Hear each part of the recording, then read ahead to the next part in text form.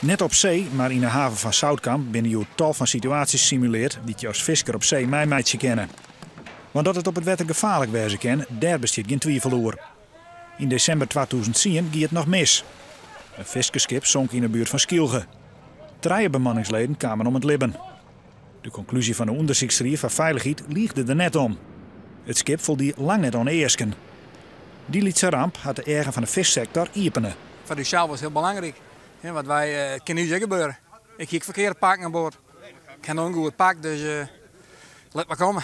Je kan het nooit helemaal voor zijn, maar het helpt altijd om een keer geoefend te hebben en te weten wat je kan verwachten en hoe een vlot eruit ziet als die inderdaad te water ligt en automatisch openspringt. Alleen wordt er nog te veel gekeken naar de visopleiding en te weinig naar alles wat erbij hoort. Maar de natuur is natuurlijk een krachtig ding. Het binnen dit weekend met name garnalenviskers die het wiest weer op een gevaren die er op zee binnen.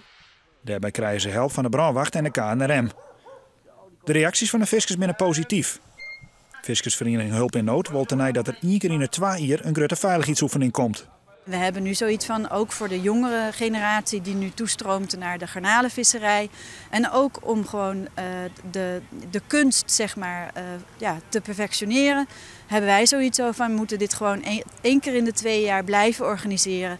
Zowel hier voor de Groninger vissers als voor de Friese vissers. Nog hebben we hier mooi waar natuurlijk. Dan springt je in het water en een beetje een oriëntatie even kwijt. En dan komt we boven en dan denk je, hé, we mag beginnen.